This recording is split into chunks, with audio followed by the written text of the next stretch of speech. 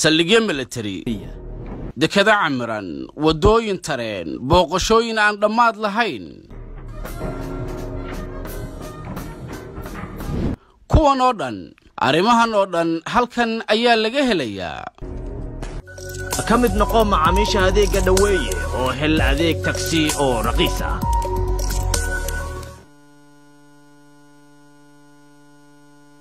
waxaa muddo dheer saldhigyo military ku lahaa dawladaha ugu awoodda badan caalamka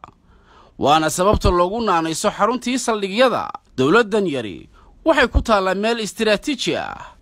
waxaa ku tartamay dawlado waaweyn muddo qarniyo ah waxaa gumaystay Faransiiska Ingiriiskuna wuxuu isku dayay inuu qabsado haddaba su'aashu waxay tahay dalkan yari muxuu sidan oo dhan muhiim ugu yahay waxay dhacdaa baabul mandab kaasoo xukuma albaabka laga galo qanaadka Suez la yiraahdo waana jidka afraad ee badeed ee dunida ugu muhiimsan maalin kasta waxa mara 20% ganacsiga caalamka oo dhan Djibouti sidoo kale waxay ku taallaa meel u dhow gobolka dunida oo dhan uu tartanka ugu jiro waa bariga dhexe waxayna saldhig caalami ah u noqotay la dagaalanka burcadbadeedka Soomaalida sanadii 2012 in ka badan 16 diyaaradood oo Mareykanku leeyahay ayaa ka haadayay saldhigga Mareykanka uu Djibouti ku leeyahay maalin kasta dawladda China ayaa Djibouti u dooratay inay ka dhigato saldhiggii military ee ugu horeeyay ee ay ka hirgeliso meel ka baxsan wadankeeda waxayna saldhiggaasi military keentay ciidamo ka badan 10,000 oo askari dalka Shiinaha Djibouti ahmiyad kale oo mustaqbalka ah ayuu u leeyahay wuxuuna ka dhiganayaa wadadii xiriirta ee China taasoo fududeynaysa gaarista China ee bariga Afrika China waxay qorsheynaysaa inay 8 dekedood ka dhisto wadanka Djibouti sidoo kale waxay horey u hirgelisay dhismaha wadada tareenka ee isku xira caasimadda Djibouti iyo caasimadda Ethiopia Addis Ababa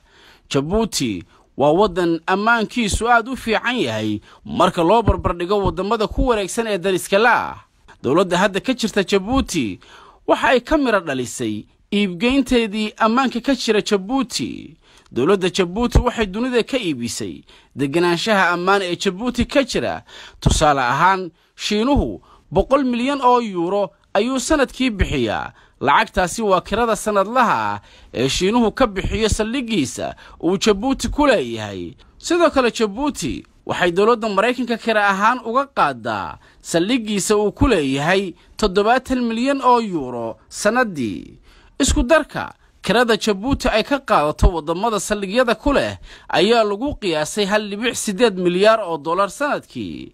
laakiinse markaad gudaha wadanka eegto waxa ku soo baxaya hal shakhsi oo kaliya waa Ismaaciil Cumar Geelle oo wadankan xukumayay muddo dhan 20 sano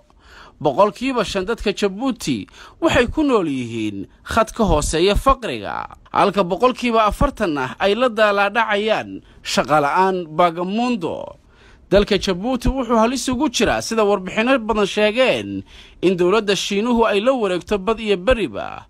oo ay noqoto Djibouti dal yar oo Shiinuhu ku leeyahay gobolkan Djibouti waxay kaalinta koowaad kaga jirtaa kontonka dal ee Shiinuhu uu ku leeyahay deynta ugu badan waxaana lacagta deyn ahaan Djibouti loogu leeyahay ay gaaraysaa billions dollar Djibouti waxa lagu qiyaasaa deynta China oo lagu daray deymaha kale ee dalalka dunidu ku leeyihiin haddii dadka u dhashay Djibouti loo qaybiyo in qof kasta oo Djiboutiana lagu leeyahay 30 milyan oo dollar